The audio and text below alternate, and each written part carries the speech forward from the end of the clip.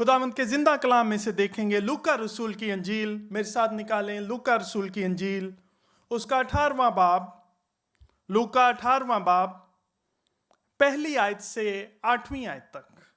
लूका पहला बाब 18वां बाब पहली से 8वीं आयत में खुदावंद के कलाम में यूं लिखा है, फिर उसने इस गर्ज से कि हर वक्त दुआ करते रहना और हिम्मत ना हारना चाहिए, उनसे ये तमसील कही कि किसी शहर में एक काजी था। वो ना खुदा से डरता ना आदमी की कुछ परवाह करता था। और उसी शहर में एक बेवा थी जो उसके पास आकर ये कहती थी कि मेरा इंसाफ करके मुझे मुद्दई से बचा। उसने कुछ अरसा तक तो ना चाहा, लेकिन आखिर उसने अपने जी में कहा कि गो मैं ना खुदा से डरता और ना आदमियों की कुछ परवाह करता हूं, तो भी इसलिए कि ये बेवा मुझे सताती है मैं इसका इंसाफ करूंगा। ऐसा ना हो कि ये बार बार आकर आखिर को मेरे नाक में दम करे। खुदावंद ने कहा, सुनो ये बेइंसाफ काजी क्या कहता है। बस क्या खुदा अपने बरगजीदों का इंसाफ ना करेगा जो रात दिन उससे फरियाद करते हैं, और क्या वो उनके बारे में देर करेगा। मैं तुमसे कहता हूं कि वो जल्द उनका इंसाफ करेगा। तो भी जब इब्ने आदम आएगा तो क्या जमीन पर ईमान पाएगा। आमीन। आज सबसे पहले मैं चाहता हूं कि जो बहन भाई अपनी बाइबल मुकद्दस साथ लेकर आते हैं वो जरा दिखाएं, मुझे लहराएं। जब हम खुदावंद के घर में आते हैं तो जरूर है कि हमारे पास खुदावंद का कलाम भी होना चाहिए। जो हमारा मसीह ने हमें जो हथियार दिया है उसको साथ लेकर आना चाहिए, क्योंकि जब हम कलाम सुनते हैं तो हमें सीखने के लिए हमारे पास उसका कलाम भी होना चाहिए। आमीन। Praise Lord, praise Lord. दूसरा सवाल, कौन से बहन भाई हैं जो रोजाना खुदावंद के हुजूर में दुआ करते हैं? अपने आप को भी मैं बीच में रखूंगा, मैं भी हाथ उठाऊंगा। वो लोग हाथ खड़ा करें जो रोजाना खुदावंद की हजूरी में आते और दुआ करते हैं।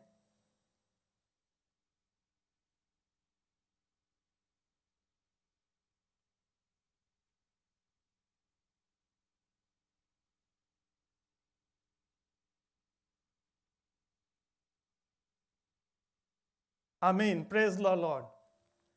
जो एक दो बहन भाई हैं जो अगर जिन्होंने नहीं हाथ उठाया तो कोई ऐसी बात नहीं, लेकिन आज का कलाम के बाद, सीखने के बाद मेरा ख्याल है कि अगर वो मुसलसल खुदावंद के हुजूरी में नहीं जाते, दुआ करते, तो आज के बाद वो भी कोशिश करेंगे कि ज़रूर बाप के साथ अपना ताल्लुक रोज़ाना कायम रखें और उसकी हुजूरी में जाएं। आज जो खुदावंद के कलाम को मैंने इस हवाले को टाइटल दिया है वो है मुसलसल दुआ करते रहो। कीप ऑन प्रेइंग, मुसलसल दुआ करते रहो।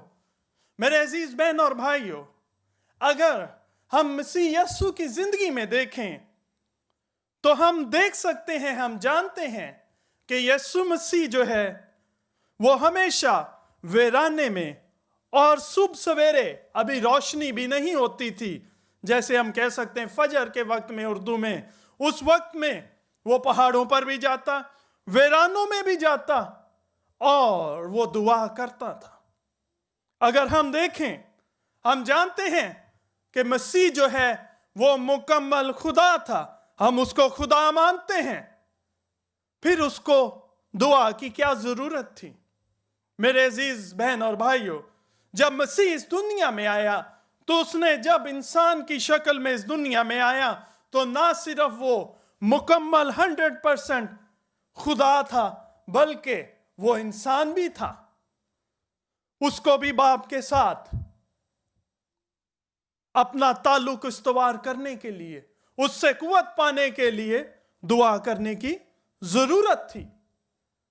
इसलिए जब हम शागिर्दों को भी देखते हैं तो उन्होंने जब मसीह से सीखते थे तो उन्होंने उसको ये नहीं कहा कि हमें यह सिखा कि मौजज़े कैसे करना है, हमें नापाक रूहों को कैसे निकालना है, हमें किस तरह बीमारों को तंदुरुस्ती बख्शनी है, बल्कि उन्होंने कहा कि हमें सिखा कि हमें दुआ कैसे करना है। हम जानते हैं जब हम कलाम मुकद्दस का मुतालिया करते हैं तो एक बाप जो अपने बेटे को शागिर्दों के पास लेकर आया और वो उस नापाक रूह को जो उस बच्चे में थी उसको ना निकाल सके, उसकी क्या वजह थी? वो शख्स बाद में मसीह को देखकर उसके पास आया और उसने कहा कि तेरे शागिर्द इस नापाक रूह को नहीं निकाल पाए। और शागिर्दों में ने बाद में मसीह से जब पूछा कि हम क्यों ना निकाल पाए तो उसने कहा कि ये किस्म दुआ के बगैर नहीं निकल सकती, नहीं जा सकती। मेरे अजीज बहन और भाइयों, ना सिर्फ हमें अपनी मुनाजातों के लिए, अपनी जरूरतों के लिए, बाप के साथ अपना ताल्लुक कायम रखने के लिए उससे दुआ की जरूरत है, बल्कि हम ये जानते हैं कि हमारा जो एक दुश्मन इब्लीस है उसका मुकाबला करने के लिए भी हमें दुआ करते रहना बहुत जरूरी है। अगर हम मियाँ बीवी की मिसाल लें तो हम जानते हैं कि एक अच्छे इज़्दिवाजी ताल्लुक के लिए आपस में बातचीत करना, आपस में मशवरा करना, जिंदगी के फैसलों के मुतालिक मशवरा करना बहुत जरूरी होता है। आपस में किसी भी ताल्लुक के लिए बातचीत बहुत जरूरी है। इसी तरह बाप के साथ ताल्लुक के लिए भी, उस रिश्ते को कायम रखने के लिए भी हमारा रोजाना उसकी हजूरी में जाना बहुत जरूरी है और उससे दुआ करने की जरूरत है।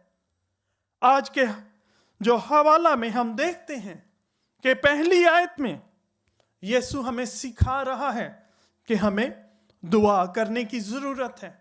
आज के कलाम में हम 3 चीजों के मुतालिक सीखेंगे जो मसीह इस हवाला में हमें सिखाना चाह रहा है।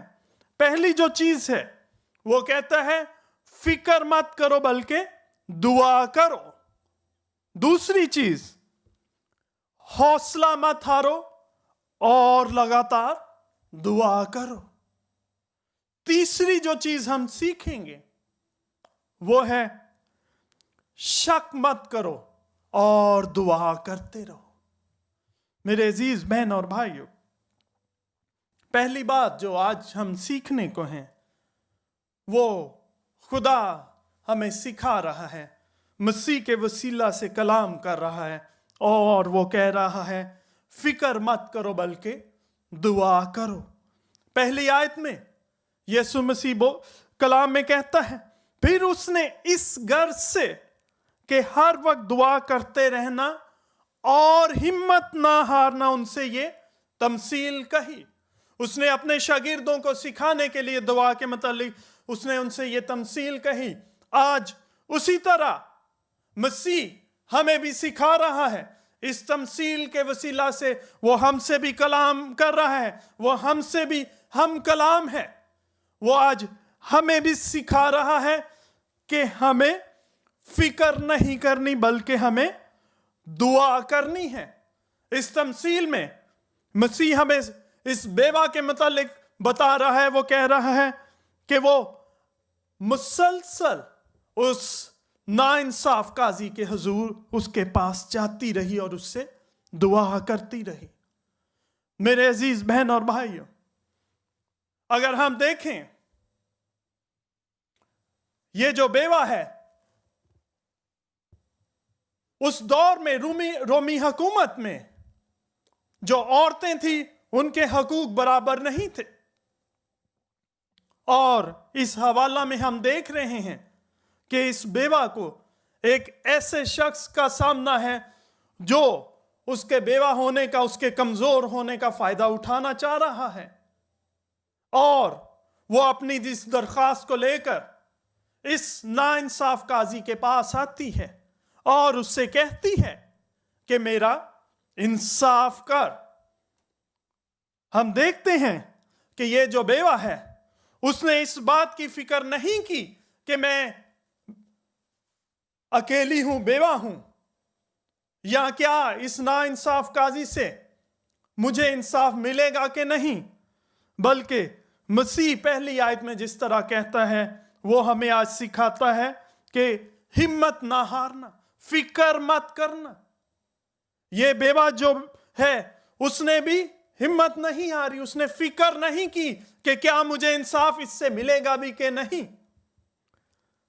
मेरे अजीज बहन और भाइयों, हिम्मत ना हारना, अगर हम इंग्लिश में इसको ट्रांसलेट करें तो हम कह सकते हैं गिव अप, लूज हार्ट। और हम ये जानते हैं कि कलाम मुकद्दस जो है, जो असल जुबानों में था, इब्रानी और यूनानी जुबान में, इनसे सबसे पहले ये इंग्लिश में ट्रांसलेट हुआ। अगर इस हिम्मत हारना लफ्ज को हम यूनानी जुबान में एक्चुअल जाके इसका मतलब देखें तो इसका जो मतलब हमें मिलता है उसका मतलब है कि आपके जहन में कोई बुरे ख्यालात, कोई नेगेटिव ख्यालात, ऐसे ख्यालात से घिर जाना जो मनफी ख्यालात हों, उससे घिर जाना है। इसलिए आज हम देखते हैं कि कलाम हमें यह सिखा रहा है कि हमें जब दुआ करनी है तो हमें उन नेगेटिव ख्यालात को, उन मनफी सोचों को अपने से दूर रखने की जरूरत है जो हमें मसीह के साथ ताल्लुक बहाल करने से रोकती हैं, जो हमारी उस दुआ के रास्ते में वो मनफी ख्यालात आ खड़े होते हैं। इसलिए मसीह आज हमसे जो कलाम कर रहा है वो ये कह रहा है कि जब हम दुआ करते हैं, जब बाप की हजूरी में आते हैं, तो उस वक्त मनफी मत सोचें कि क्या जब मैं बाप से मांग रहा हूं तो क्या ये मेरी दुआ जो है वो सुन ली जाएगी कि नहीं। इसलिए आज जो पहली चीज वो हमें कह रहा है कि फिक्र मत करो और दुआ करो। मेरे अजीज बहन और भाइयों, अगर हम फिक्र को देखें, ख्यालात, मनफी ख्यालात को देखें, तो ये जो फिक्रें हैं ये एक पानी की बूंद की तरह शुरू होती हैं और ये कतरा कतरा करते हुए एक झील और एक दरिया और एक समंदर की शक्ल इख्तियार कर लेती हैं। इसलिए हमेशा जो फिक्रें हैं, मनफी ख्यालात हैं, ये हमारी जिंदगी में अक्सर एक मकनातीस की शक्ल इख्तियार कर लेती हैं, जो हमेशा ऐसी चीजों को अट्रैक्ट करती हैं जिसका हमारी जिंदगी में नुकसान है, जो कि मनफी हैं। फिक्रें उसी तरह हैं जैसे हम एक गोल कुर्सी पर घूम रहे हैं और हमारी मंजिल कुछ भी नहीं और हम घूमकर उसी जगह वापस आ जाते हैं।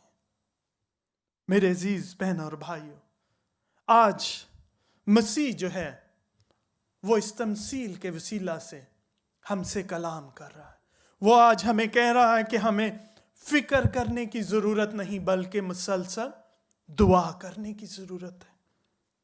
अगर खुदावंद के कलाम में हम देखें, पहला पतरस 5वें बाब की 7वीं आयत में यूं लिखा है, और अपनी सारी फिक्र उस पर डाल दो क्योंकि उसको तुम्हारी फिक्र है। जब मसीह हमसे ये कलाम कर रहा है, जब वो हमसे कह रहा है कि हमें अपनी फिक्रें उस पर डालने की जरूरत है, तो हम क्यों अपने इन सोचों को, इन ख्यालात को, इन मनफी सोच और ख्यालात को लेकर अपने साथ जिंदगी बसर करें। खुदा चाहता है कि हम जब उसकी हजूरी में आते हैं, उससे मांगते हैं, उससे दुआ करते हैं, तो अपनी इन तमाम सोचों फिक्रों से आजाद हों और अपनी फिक्रें उस पर लाद दें, क्योंकि उसको हमारी फिक्र है। वो चाहता है कि उसके बच्चे इन फिक्रों से आजाद हों। आमीन।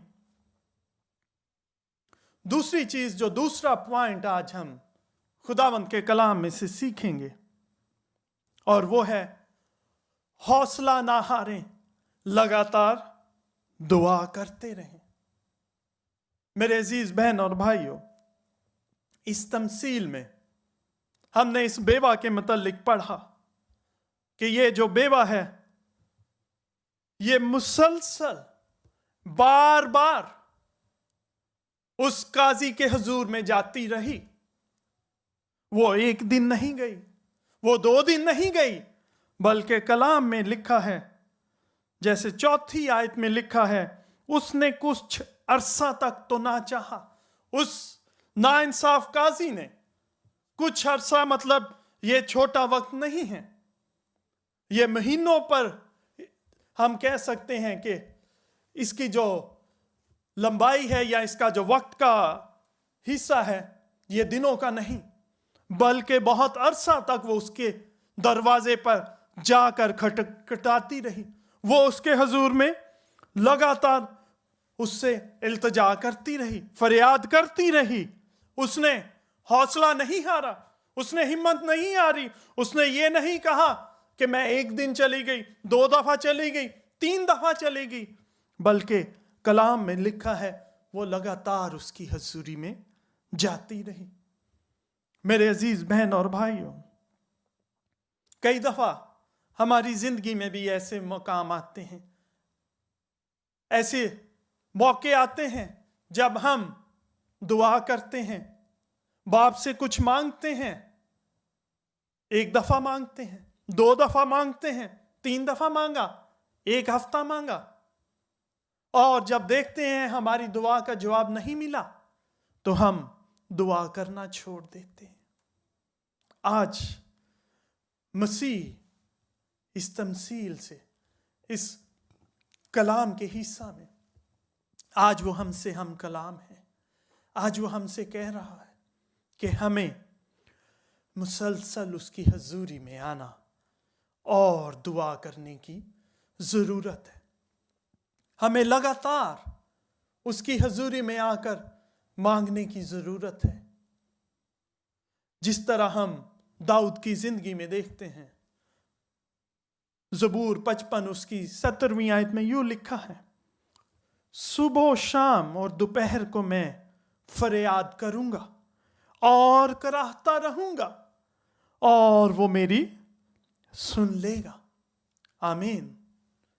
मेरे अजीज बहन और भाइयों, दाऊद इस दुआ को कोई विटामिन टैबलेट की तरह, उस विटामिन की गोली या कोई मेडिसिन की तरह नहीं ले रहा था कि मुझे शायद दिन में 1 दफा दुआ कर लूं मेरे लिए काफी है, बल्कि वो अपनी जिंदगी में हम देखते हैं मुसलसल वो कह रहा है सुबह शाम और रात में उसकी हजूरी में जाऊंगा, उसको पुकारूंगा और वो मेरी दुआ सुन लेगा।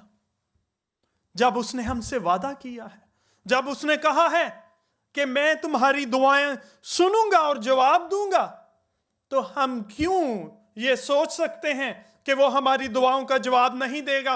हम कैसे ये अंदाजा कर सकते हैं कि अगर मेरी दुआ का भी जवाब नहीं मिला तो मुझे दुआ करना छोड़ देना चाहिए? मेरे अजीज बहन और भाइयों, आपके साथ एक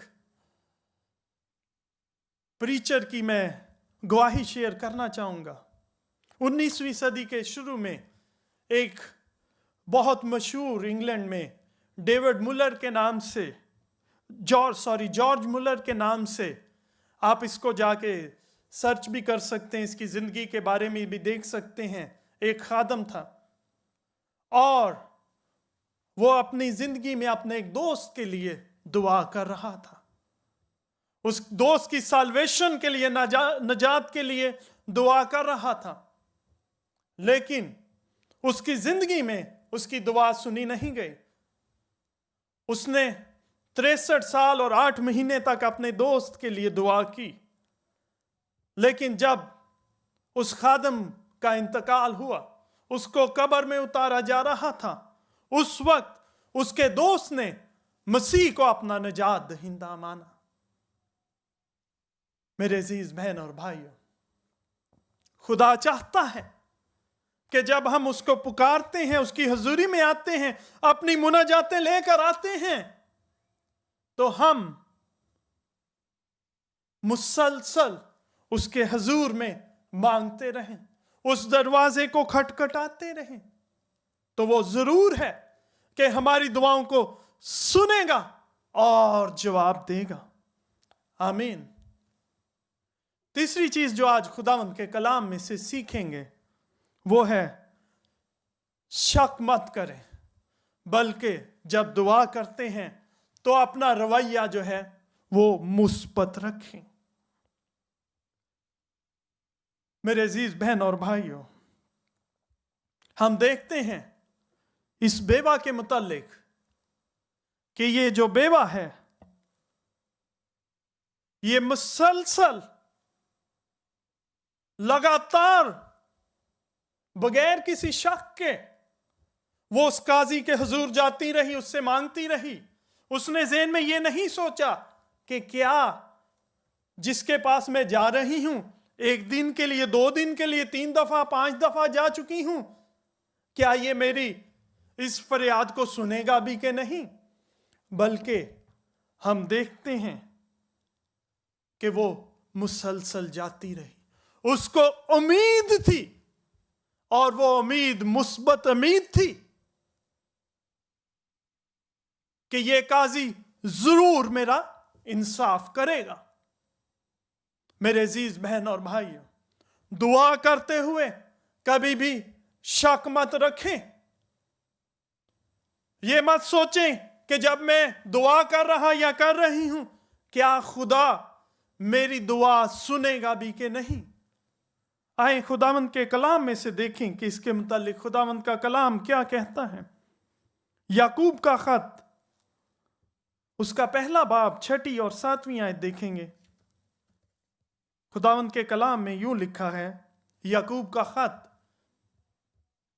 पहला बाब 6 और 7 आयत में, मगर ईमान से मांगे और कुछ शक न करे, क्योंकि शक करने वाला समंदर की लहर की मानिद होता है, जो हवा से बहती और उछलती है।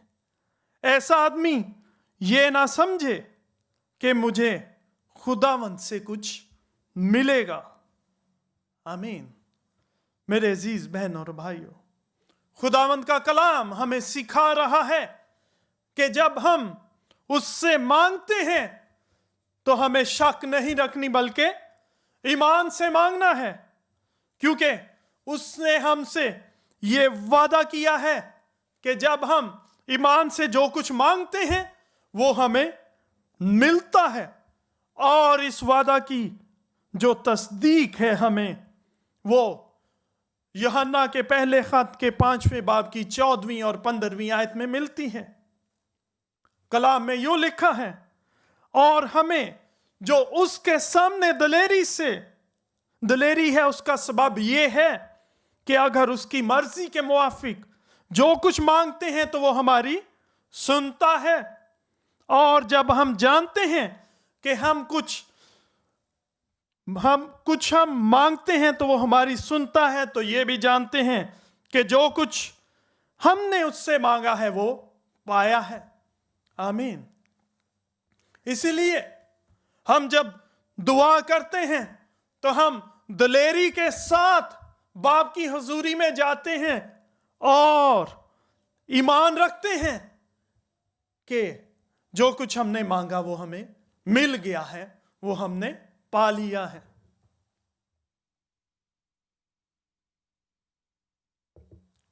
मेरे अजीज बहन और भाइयों, अगर हमारे जो कमरे का बल्ब है, लाइट है, जब हम इसका स्विच ऑन करते हैं, अगर ये लाइट ऑन नहीं हो रही, ये लाइट देना बंद कर देता है, तो कभी भी हम ये नहीं कहते कि शायद बिजली कोई झूठ है, या जिसने थॉमस एडिसन ने जिसने ये बल्ब ईजाद किया था वो गलत है, बल्कि हम देखते हैं शायद कहीं से बिजली तो नहीं कटी, कहीं पे बल्ब फ्यूज तो नहीं हो गया।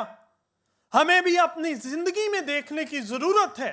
अगर हमें अपनी दुआ का जवाब नहीं मिल रहा, हमारी दुआ का जवाब नहीं आया, तो उसमें क्या वजह है, क्या रुकावट है? क्या मेरी जिंदगी में कोई ऐसा गुनाह तो नहीं, कोई ऐसी बात तो नहीं जिसकी मैंने मसीह से माफी ना मांगी, जिसका मैंने उसका इकरार ना किया, जो मैंने रिपेंट नहीं किया? क्या मेरी जिंदगी में ऐसी बात तो नहीं पाई जा रही जो कि इस दुआ को रोक रही है, जिसकी वजह से आज तक मुझे अपनी दुआ का जवाब नहीं मिला? हमें अपनी जिंदगियों में देखने की जरूरत है, क्योंकि खुदावंद जो है वो हमारी दुआओं को सुनता और जवाब देता है। मसीह ने 6 आयत में क्या कहा? खुदावंद ने कहा, सुनो ये बेइंसाफ काजी क्या कहता है, बस क्या खुदा अपने बरगजीदों का इंसाफ ना करेगा, और जो रात दिन उससे फरियाद करते हैं क्या वो उनके बारे में देर करेगा? आमीन। मेरे अजीज बहन और भाइयों, जिसने हमसे वादा किया है कि जब तुम मुझसे मांगोगे तो मैं तुम्हारी सुनूंगा, तो आज वो हमसे कह रहा है कि क्या मैं तुम्हारी सुनने में देर करूंगा?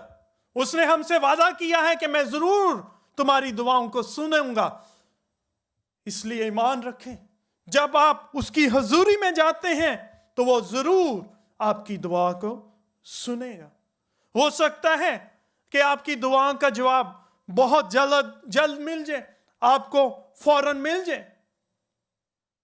ये उसी तरह है जैसे कोई शख्स अगर बहुत तेज बारिश में वो अगर गाड़ी पर कहीं जा रहा है, शॉपिंग मॉल के सामने अगर उसने जाना है, उसके पास अम्ब्रेला नहीं, छतरी नहीं, और वो दुआ करे कि आए बाप मुझे बिल्कुल गेट के सामने पार्किंग मिल जाए कि मैं बारिश से बच सकूं, और उसको वो पार्किंग मिल जाए। इसका मतलब खुदा ने उसकी 1 मिनट में, उसी वक्त, उसी लम्हा में दुआ सुन ली। बहुत दफा मेरे साथ भी ऐसे हुआ कि मैंने कोई चीज मांगी खुदा से और वो उसी वक्त खुदा ने मेरे लिए कर दी। हमारी जिंदगी में बहुत से ऐसे मौके आते हैं कि खुदा हमारी दुआओं का उसी वक्त जवाब देता है। लेकिन मेरे अजीजों, कई दफा हमारी दुआएं जो हैं उसके जवाब आने में कई दफा हमें कुछ वक्त भी लगता है। अगर हम दानियल नबी को देखें तो हम जानते हैं कि वो 21 दिन तक दुआ करता रहा और 21वें दिन उसकी दुआ का जवाब आया, और जो फरिश्ता है उसने कहा कि तेरी दुआ का जवाब तो उसी वक्त, तेरी दुआ तो सुन ली गई थी जब तूने ये फरियाद की, लेकिन जो पर्शिया का, फारस का, जो उस टाइम जो वो ईवल ताकतें थीं, उन्होंने उसका रास्ता रोकी रखा। इसलिए मेरी मदद के लिए मिकाएल फरिश्ता को आना पड़ा कि मैं तेरे तक आ सकूं। हमारी दुआएं भी कई दफा इन अबलीसी कुव्वतों की वजह से भी रुक सकती, ऐसी वजह भी हो सकती हैं, लेकिन खुदा चाहता है कि हम कभी भी नाउमीद ना हो, क्योंकि उसमें हम फातेह हैं, और जरूर है कि वो हमारी दुआओं को सुनेगा और जवाब देगा और बरकत देगा। बहुत दफा आप खुदावंद से दुआ करते हैं और आपको जो दुआ की है उससे बहुत बढ़कर खुदावंद जवाब में आपको बरकत बख्शता है। मैंने अपनी जिंदगी में इस चीज को एक्सपीरियंस किया। बहुत दफा मैंने किसी छोटी चीज के लिए दुआ की, लेकिन खुदावंद ने जवाब में उससे 100 गुना बढ़कर बरकत दी, और दुआ का जवाब उस 100 गुना बरकत के साथ दिया। हमारी जिंदगियों में जब खुदावंद ऐसे काम करता है तो हमें उसकी शुक्रगुजारी करने की जरूरत है। वो अपने बच्चों से प्यार करता है। बहुत दफा हम कोई छोटी सी चीज उससे मांगते हैं, लेकिन जब हम उस चीज के बदले में बहुत बड़ी चीज खुदा हमें देता है तो हमारे लिए वो हैरान कुन बात होती है। उसकी वजह है कि खुदा हमसे प्यार करता है, उसको हमारी फिक्र है, इसलिए वो हमें बरकत इस तरह देता है। एक छोटी सी मिसाल के साथ मैं इस चीज को एक्सप्लेन करना चाहूंगा। एक बच्चा था, उसने अपने बाप से रिक्वेस्ट की कि मेरी जो साइकिल है इसके हैंडल की ग्रिपें बहुत फट चुकी हैं, ये बहुत पुरानी हो चुकी हैं, इसको तब्दील करवा दो। उसने बहुत दफा बाप से ये रिक्वेस्ट की, बहुत दफा वो कहता रहा, लेकिन बाप जो है वो सुनी अनसुनी कर रहा था। लेकिन उसको मालूम था मेरे बच्चे की क्या जरूरत है। जब उसकी बर्थडे आई, वो अपने बेटे को साइकिलों के उस शॉप पर लेकर गया और बेटा बड़ा खुश था उन ग्रिप्स को देखकर कि आज तो मुझे ये रंग बिरंगी ग्रिपें मिल जाएंगी, आज मेरी साइकिल नई हो जाएगी। उसने बेटे को कहा, तुझे इस चीज की नहीं, बल्कि आज तेरे लिए कुछ और चीज इंतजार कर रही है। और उसने जो सबसे अच्छी उस शोरूम में साइकिल थी वो उस बेटे को गिफ्ट में खरीद कर दी। मेरे अजीज बहन और भाइयों, हमारा जो बाप है वो भी हमसे इसी तरह मोहब्बत करता है। जब हम उससे मांगते हैं तो कभी भी शक ना रखें, सोचे नहीं कि क्या बाप हमारी सुन रहा है कि नहीं, बल्कि वो हमेशा बेहतर चीज के साथ हमें जवाब देता है और बख्शता है। आमीन। और बहुत दफा खुदावन जो है वो हमारी जो दुआ है, वो जो चीज हम मांग रहे हैं, उसका जवाब इनकार होता है, क्योंकि जो कुछ हम मांग रहे होते हैं वो उसकी मर्जी के मुताबिक नहीं होता। एक पासबान की मिसिस ने इस बात को शेयर किया कि जितने दफा मैंने खुदा से मांगा कि मैं किसी से शादी करना चाहती हूं, अगर खुदा ने उतनी दफा मेरी वो दुआ सुनी होती तो शायद मैं कोई 10 दफा शादी कर चुकी होती। मेरे अजीज बहन और भाइयों, जब खुदा हमारी दुआ का जवाब नहीं देता, जब वो हमारी दुआ का जवाब जो है वो इनकार में देता है, तो हमें फिर सोचने की जरूरत है कि ये खुदा की मर्जी नहीं है।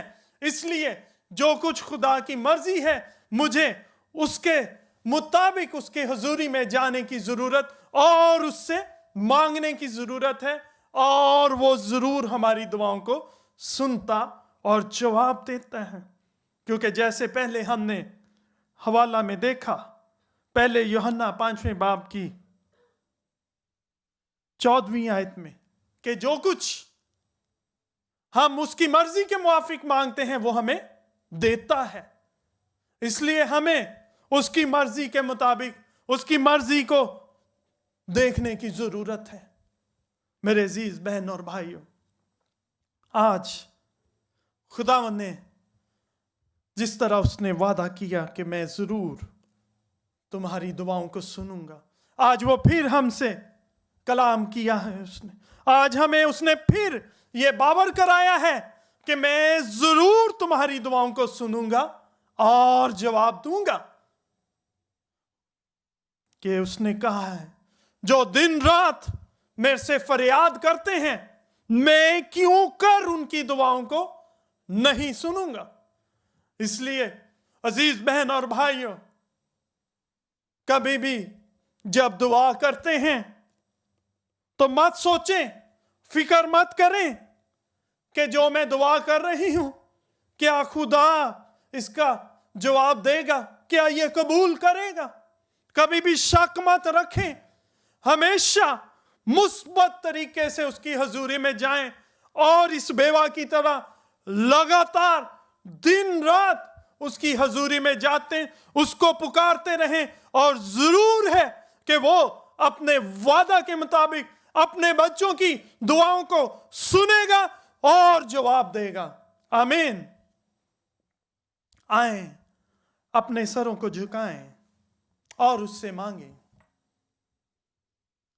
आज उससे एक दफा फिर उससे कहें, आए बाप हमसे कलाम कर कि हम तेरे बच्चे हैं, तेरे बेटे बेटियां हैं। हम सिर्फ तेरी हजूरी में आते और पुकारते हैं, हमारी दुआओं को सुन। इस बेवा की तरह आज हम तेरी हजूरी में आते हैं, अपने वादा के मुताबिक हमारी दुआओं को सुन और जवाब दे। आमीन। आए दुआ करें। कुदूस जिंदा जलाली आसमानी बाप, बहरबार के खालिक और मालिक, आए बाप तेरा शुक्र करते हैं तेरे कलाम के लिए। आए बाप जिंदा बाप कि तू फिर अपने कलाम के वसीला से अपने लोगों को सिखाए। आज फिर आए बाप मिन्नत करते हैं आए बाप कि तू हमारी दुआओं को सुन। आए बाप, आए बाप हम तेरे बच्चे, तेरे बेटे बेटियां हैं, तुझे पुकारते हैं। आए बाप, आए बाप रहम कर अपने बच्चों पर। आए बाप, आए बाप जो रोजाना आए बाप उस बेवा की तरह आए बाप तेरी हजूरी में आ रहे, तुझे पुकार रहे हैं। आए बाप उनकी दुआओं को सुन और जवाब दे। आए बाप, आए बाप तूने वादा किया है आए बाप कि तू अपने बच्चों की सुनेगा और जवाब देगा। आए बाप आज तुझे फिर एक दफा पुकारते हैं, तुझे तेरे वादे याद दिलाते हैं। आए बाप जिंदा बाप कान लगा सुन आए बाप और जवाब दे।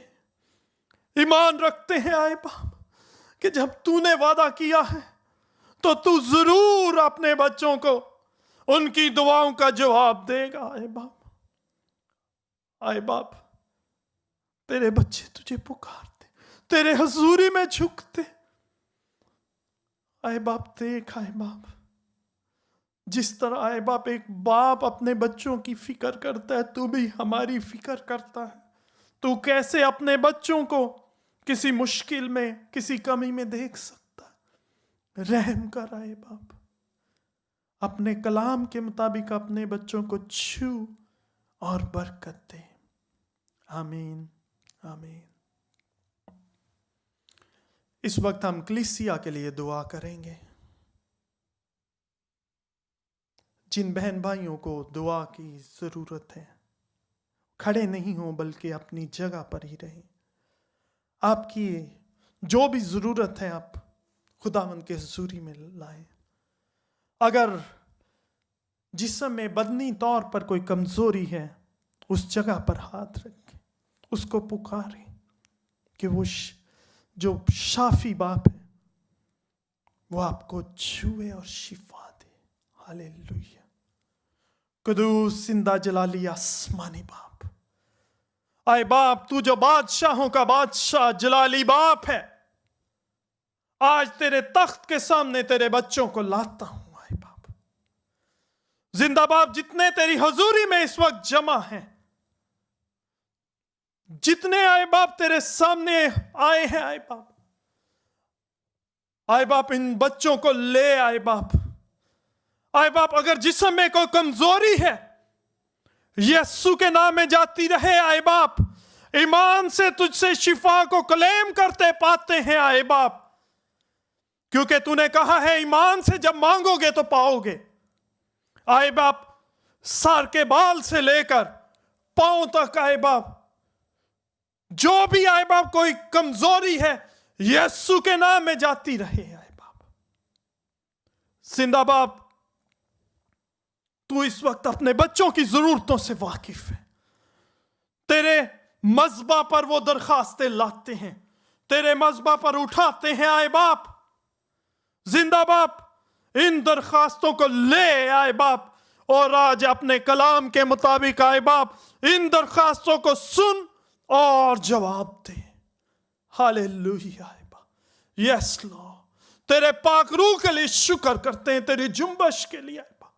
आए बाप, तू इस वक्त हमारे दरमियान में मौजूद है और तूने हमारी दुआओं को सुना और जवाब दिया है, तेरा शुक्र। आए बाप, इस वक्त जितने छोटे बच्चे इस इबादत में शामिल, उनको तेरी हजूरी में लाता हूं। आए बाप, जिंदा बाप, इनके लिए तेरी बरकत चाहता हूं, इनके लिए तेरी हिकमत दानिश फहम को मांग लेता हूं। आए बाप, आए बाप, देख आए बाप, ये बच्चे तेरे बच्चे हैं। आए बाप, जिंदा बाप, इनको छू, इनके आए बाप जिंदगियों को ले। आए बाप, आए बाप, इनमें से बहुत से ऐसे सूरमा निकले जो तेरे कलाम के सूरमा होंगे। आए बाप, इनको अपने नाम के लिए इस्तेमाल कर, इनकी जिंदगी से तुझे जलाल मिले। जिंदा बाप, इन घरानों के लिए, इनके वालदान के लिए बरकत चाहता हूं इस वक्त खास तौर पर। आए बाप, तेरे बंदा पास्टर इरफान के लिए, उनके खानदान के लिए, इस खिदमत के लिए आए बाप जो तेरे हजूर में तेरा बंदा कर रहा है, उसके लिए तेरी बरकत चाहता हूं। अपने बंदा को अपना और मसा देकर अपने नाम की खातर, अपने जलाल के लिए तू और ज्यादा इस्तेमाल कर। आए बाप, तेरा शुक्र हो। आए बाप, ये सब कुछ तेरे बेटे यीशु के नाम में मांगते और पा लेते हैं। आमीन, आमीन। अजीज बहन और भाइयों, अगले हफ्ते में दोबारा आपके साथ, जैसे मैंने इबादत के शुरू में जिक्र किया कि हमारे साथ गेस्ट स्पीकर होंगे, उनके साथ मिलकर हम खुदावंद का कलाम सुनेंगे और बरकत पाएंगे। आप सबकी सलामती हो। खुदावंद आपको बरकत।